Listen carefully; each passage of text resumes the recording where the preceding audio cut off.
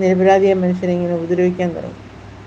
അപ്പോൾ ഇത് അവർ ദൈവത്തോട് പ്രാർത്ഥിച്ചു. അപ്പം നമ്മളെ ഉപദ്രവിക്കുന്നവർക്ക് വേണ്ടി നമ്മൾ പ്രാർത്ഥിക്കണം. അപ്പം നിങ്ങളെ ഒരാൾ ഉപദ്രവിക്കുകയാണെന്ന് വെച്ചു, പക്ഷേ ആ ഉപദ്രവിക്കുന്നവർക്ക് കൊണ്ട് നമ്മൾ പ്രാർത്ഥിക്കണം. അവർക്ക് വേണ്ടി പ്രതികാരം ചെയ്യരുത്. ദൈവം ആണ്, യഹോവയാണ് പ്രതികാരം ചെയ്യുന്നത്. നിങ്ങളെ ഉപദ്രവിക്കുന്നവർക്ക് വേണ്ടി നിങ്ങൾ പ്രാർത്ഥിപ്പീൻ. അങ്ങനെ ചെയ്താലാണ് ദൈവം നമ്മളെ അനുഗ്രഹിക്കുന്നത്. അവർക്ക് വേണ്ടി ഒരിക്കലും നമ്മൾ പ്രതികാരം ചെയ്യരുത്. അവരോട് ക്ഷമിക്കാൻ ശ്രമിക്കുക. അങ്ങനെയാണ് ജീസസ് നമ്മളെ പഠിപ്പിച്ചിരിക്കുന്നത്, അല്ലേ? ജീസസ് അങ്ങനെയാണ് നമ്മളെ പഠിപ്പിച്ചിരിക്കുന്നത്. അപ്പോൾ അതുപോലെ നമ്മൾ ജീവിച്ചു കാണും.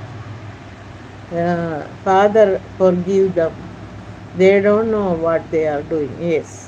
അപ്പം നമ്മൾ അങ്ങനെയാണ് പ്രാർത്ഥിക്കേണ്ടത്. അപ്പോൾ അങ്ങനെ പ്രാർത്ഥിച്ചാൽ മാത്രമേ നമുക്ക് അനുഗ്രഹം കിട്ടുകയുള്ളൂ. ഒരാളെ, നമ്മളെ ദ്രോഹിക്കുന്നവരെ നമ്മൾ തിരിച്ച് അതുപോലെ കണ്ണിന് കണ്ണ്, അത് പഴയ നിയമത്തിൽ അങ്ങനെ പറഞ്ഞിട്ടുണ്ട്. അങ്ങനെ ഈ നമ്മുടെ മുസ്ലിം സഹോദരങ്ങളൊക്കെ അങ്ങനെയാണ്.